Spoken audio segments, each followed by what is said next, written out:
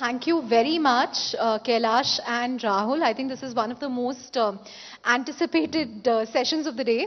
Interestingly, the previous session had the infra layer, the LLMs, and now we have the application layer. I also have to share something with you that I learned just today. Both of them have been based in Bangalore for the longest time. Both of them are CTOs of, two of the hottest fintechs in town, but they've never met in person. So I'm going to take full credit for this. That's because Kailash is a recluse. He's the difficult guy to get. No, he lives in Bangalore. You live in the outskirts of outskirts, He lives in JP Nagar. I think that's why. But thank you both very much for joining us at the Global AI Conclave. I'm glad we could make this meetup happen. Take us through how both of you are using or looking at Gen AI internally, externally. What kind of experiments are you doing? How are you using it within PhonePe and Zerodha? Rahul, Kailash. Okay, I'll go first. Thanks, Chandra, for having us here. Great panel, by the way. Loved the previous panel. Really good conversation. I must say that I'm actually, and I've been vocal about it, I've been generally cautious about the use of Gen AI in PhonePe as a whole. So I haven't really leaned in fully on trying to actually leverage it across the board. It's been much more of a learning exercise, and it's moved pretty fast also in terms of capabilities, the models themselves, and how to actually use that model in a manner that the data is kind of protected, all of that, and we are going with the regulations. That's what's kind of held me back.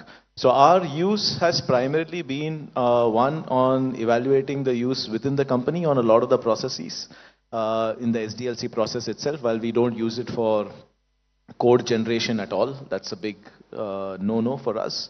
We do see it whether in the SDLC process there are areas that we can actually leverage it more. In testing, obviously, we are trying to actually leverage it much more. Some of the internal processes within the companies to simplify it, we started using some of the LLM tools.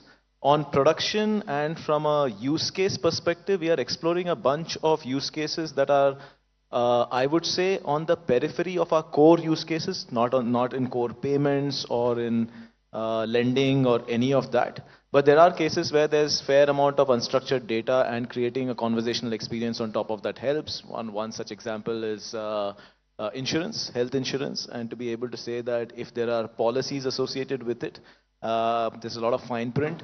Can we actually create domain-specific models that allow you to have a conversation to actually question the policy itself to get answers? I think that's a great use case to actually enable users to understand the policies more. Those are the kind of things that we are exploring as POCs at this point. But beyond that, haven't really leaned in on the Gen AI part of it. Purely on the content creation, of course, there are a lot of teams that are using it on the creative side of it. A lot of the campaigns that we do, using that effectively to automate. We actually had automation for campaigns even before Gen AI, but obviously it's got significantly better both in quality and capability. So that's one area. Content creation for share.market in terms of regular content that they create to put out there about trading, we use that. So on the core use case of Gen AI, which is content creation, we obviously do use it quite a bit. Right. Kailash, how much of that, is similar to what Zerodha does? I mean, Rahul said he's cautious, and I'm sure you will agree with that. But which areas do you use Gen AI in? He said he doesn't use it for code generation, for instance. We use it heavily for code generation. I think I can't write code without LLMs anymore. It's gotten to that point. In fact, I've been learning a new language altogether, personally, in a whole new manner, which wasn't possible before. So it's picked up heavily in the developer world, and many of us in the tech team, we use these LLMs for code generation, not massive amounts of code generation, but topical focus generation, debugging. These things save a lot of time. But we haven't really found any use cases for deploying some of these technologies, especially Gen AI models in consumer-facing products or features. But internally, from an organizational efficiency perspective, we've made some massive strides with simple workflows built out of open source models. I was citing this example in a conversation outside earlier. We have a 100-member team, close to 100 people, and their jobs are to listen to hundreds of thousands of calls, customer calls that we're supposed to record and keep for like 7 years. Right.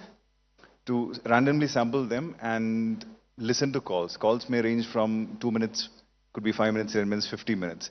So it's a really soul-sucking kind of job. And we've had a 100-member team doing this forever. And this is how we do quality assurance for our support team. So there's this open source Whisper model, an improved version of it. Now we've cobbled together an open source system, stitched together a pipeline where recorded calls are transcribed, all on our own infra, using locally hosted models. Voice becomes text, high quality, and wasn't possible, let's say, a few years ago. Then we use an LLM to analyze the text that is generated. And the voice transcription also works pretty well. Person A says this, person B says this, pause. It's all there, annotated. And we use these language models to understand what's going on in the text that is generated. And we're doing this to hundreds of thousands of recorded calls. For the 100-member team, they don't have to randomly sample and listen to, I mean, it's like I said, it's soul-sucking. They don't have to do that anymore. The system will tell them, why don't you look at this call? Because some of our quality parameters seem to be a little off here. So their lives have become easier, better, and they can finally do their job of assuring quality. And from an organizational efficiency perspective, that's a massive stride. And that's just one thing. So similarly, around the periphery of our core business, a lot of internal organizational processes, we are experimenting with things like this. All using open source stuff, self-hosted. Do you still need a 100-member team? Those roles technically are redundant, but they've transformed into doing quality assurance now. So honestly, we don't really need a 100-member team, but we also have an AI policy. So we've transformed the roles to, doing different things.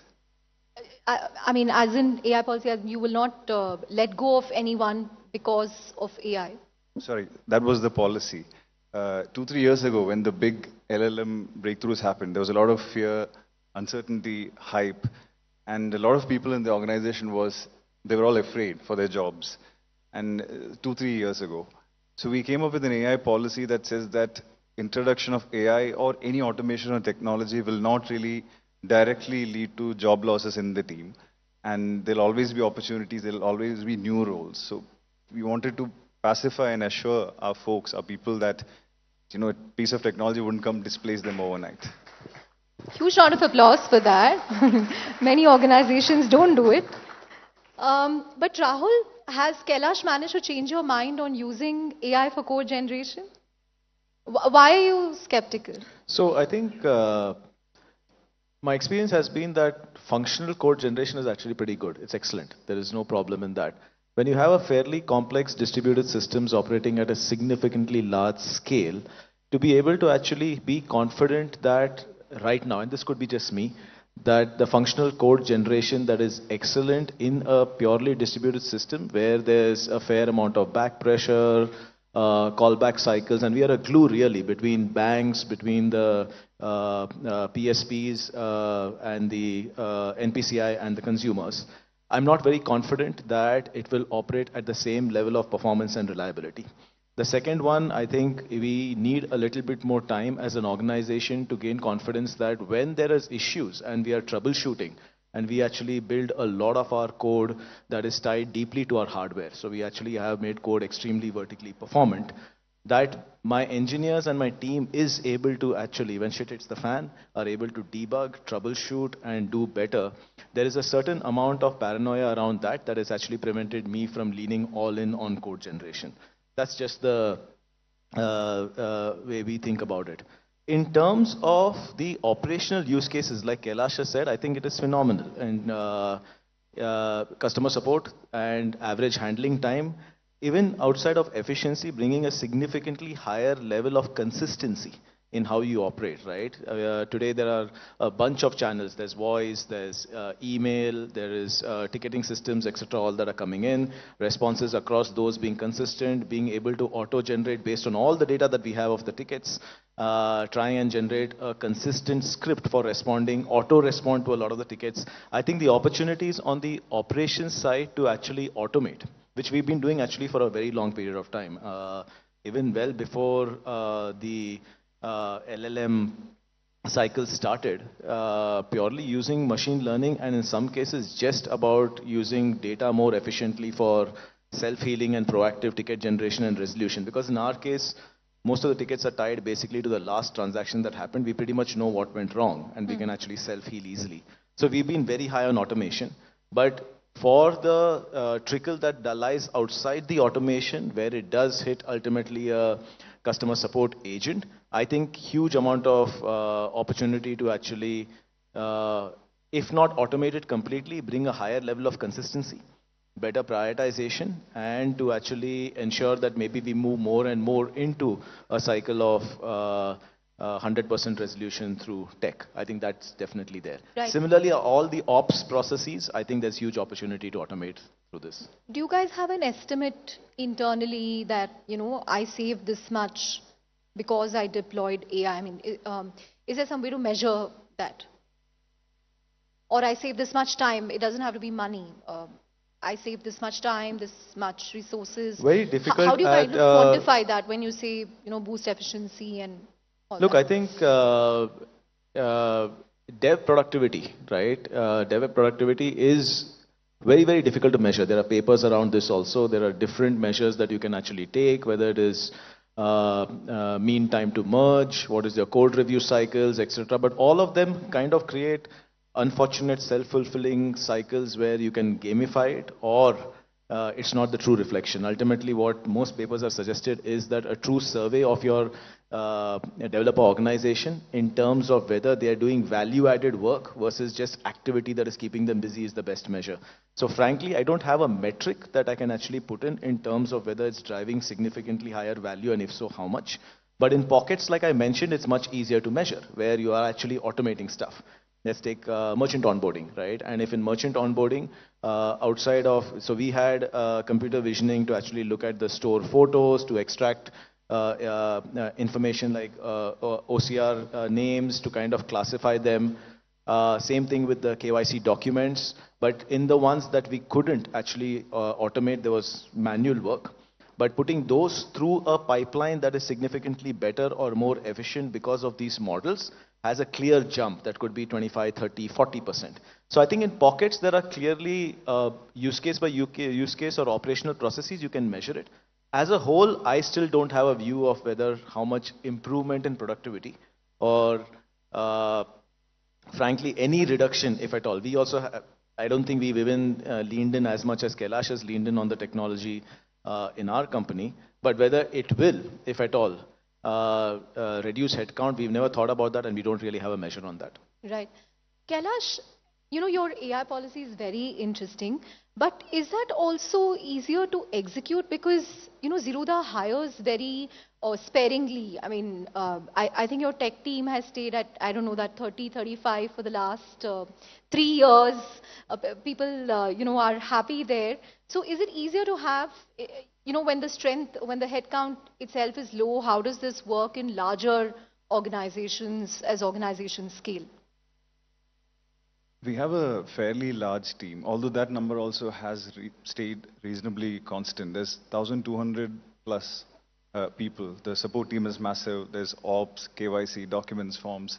So these are all large teams. And if you think about it, many of these, let's say form processing or KYC handling, these are kind of the things that can be easily automated away. So the policy wasn't really meant for the tech team. It's a tiny team. And it was meant for the rest of the organization where there's a lot of human processes involved. Right.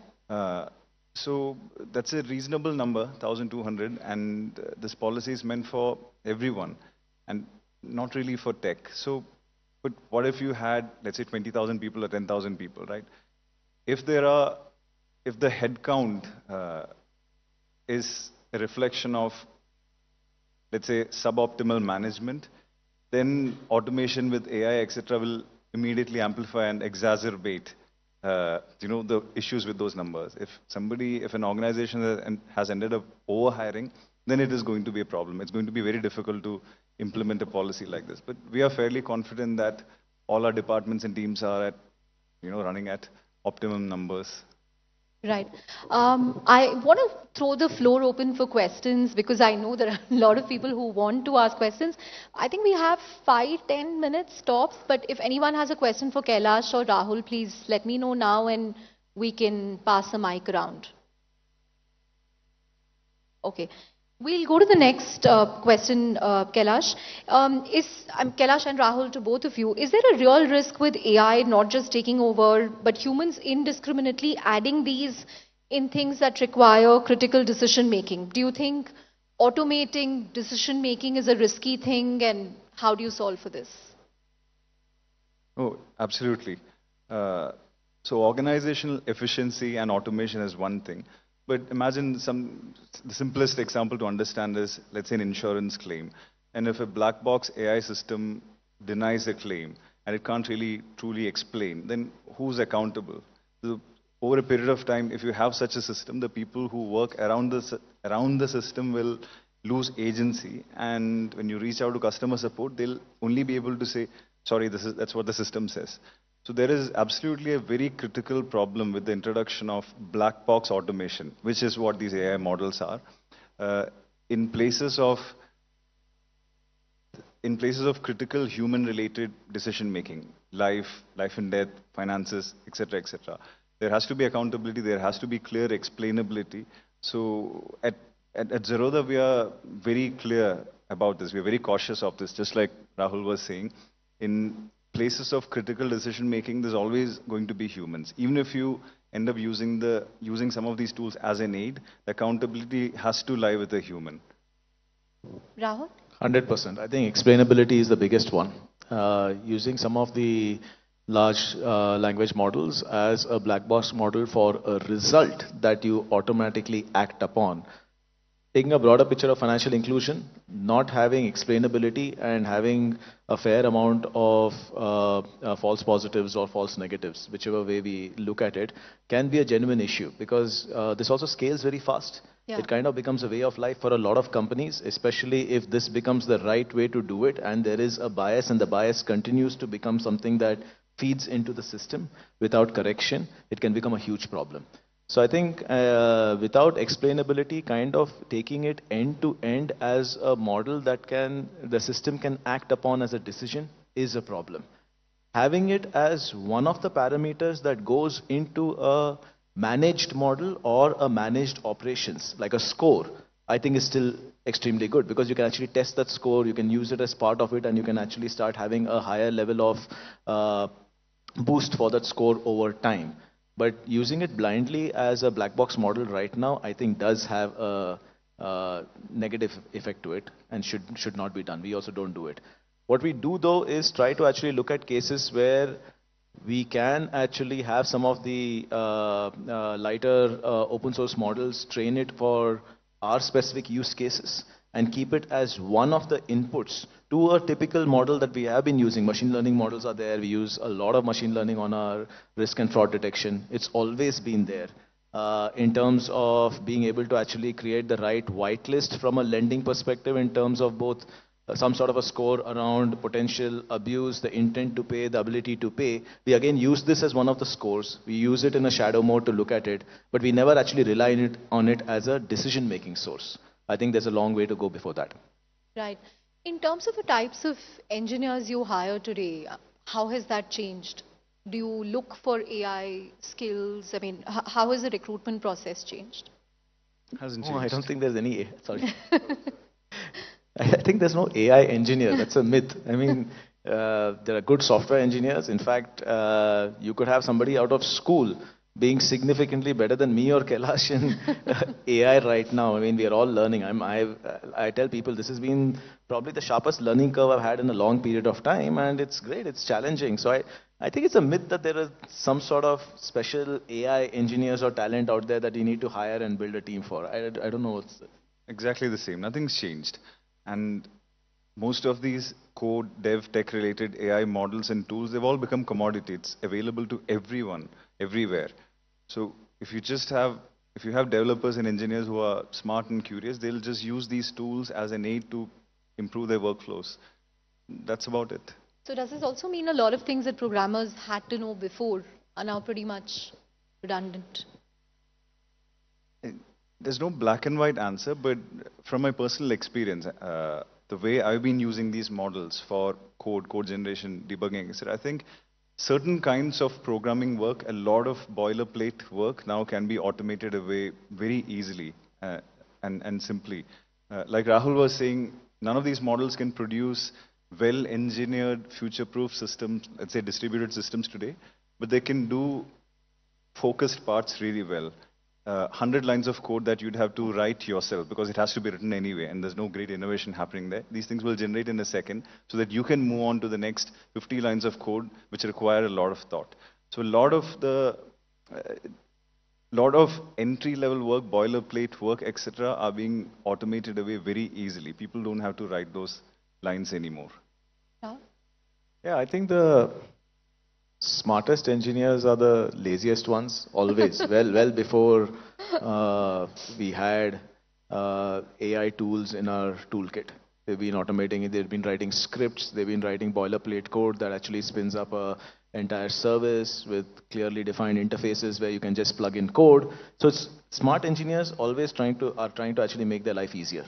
This basically becomes another tool that they can use to do the same thing. I think as long as, from an org perspective, if what we think it should be used for and should not be used, what it should not be used for is not breached, I think every engineer should be actually using it to make their life easier, just that they've been doing it in the past, right? So I don't think things change. It makes life much easier, but it's a new tool, albeit a much more powerful one, but that's how it is, yeah.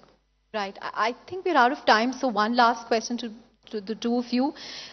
Is there an AI tool that you think is very reliable, something that you keep going back to? Maybe Rahul can go first and Kailash.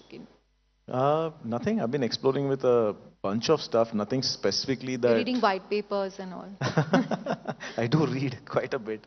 I'm just realizing that I'm not as smart as I thought I was when I read those papers, yeah. Your commodity LLMs that are available out there for tech, for summarization, or your language models, they're exceptionally useful. Even services like Claude and GPT-4 are great. And I've been using, for instance, Claude for learning a new language, Rust. I'm trying to build a project, a reasonably complex project, while learning the language at the same time. And I've never learned or built a project in this manner before. So these are all amazing tools. Great. On that note, thank you very much, Kailash and Rahul. And we hope this is the first of many meetings that you have in person in Bangalore. Thank you very much.